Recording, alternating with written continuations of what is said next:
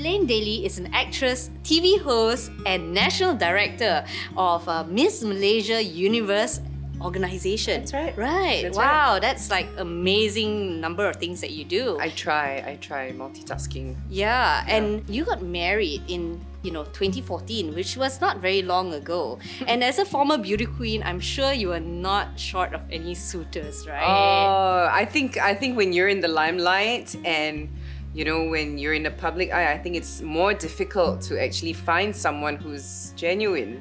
Yeah. Oh. So, what did your failed relationships teach you? It taught me a lot of patience, and I think I was meant to be in those relationships. I was meant to learn from those relationships, to become more patient, to understand someone else much better, and acceptance, to accept your partner in a certain way and be okay with that. Every time I went through a breakup, I made sure that I didn't become bitter. You have to have that positive outcome and outlook. I'm a very goal-orientated person. So my goal was to get married and have kids at some point. I wasn't like hell-bent on like by 30, I have to. So meeting Nick was a little bit forced because my friend said, you need to come out. Oh wow, so it was kind of like arranged? It wasn't a date. Yeah, it was an arranged thing to a group dinner. Okay. And we kind of hit it off. And it was really a whirlwind because we met in March 2014. We got engaged in July. Oh wow. And we got married in December. Wow, that's like a span of... I know. So I suppose, I was always asking, over the years, how would you know if this person is the right one or, if he's the one, right? Is there such a thing?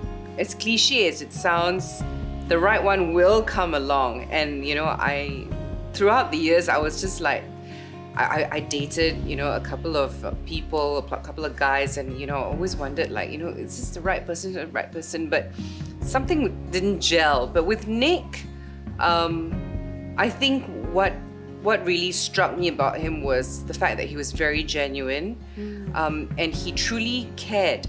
There was a point in time, I think a month after we met, and I was so ill, and he actually came and kind of like took care of me a little bit, and I looked my worst. He made the effort to curate a Spotify playlist for me. Oh, okay. So maybe, it's like you go through all the troubles. I say he's very genuine, knows what I like and what I don't like, and I think that's special. And he's still here till today, so that must mean something, right? And you really have to really love the person because you have all these checklists, and Nick's not perfect, and neither am I. And there were a lot of things that did not have me tick the checklist, but I really wanted to be with him. I knew I was happy. I knew he made me feel very safe, very secure. We had very similar goals, and we wanted to build a family. You felt secure and you had the same goals. Yeah. I think that's so important. I think Absolutely. a lot of marriages, they end up like one person's just end up doing something completely different from someone else because they don't have the same vision or the same values in life. Yeah, we're two different individuals, and in a relationship, you're bound to be at loggerheads sometimes.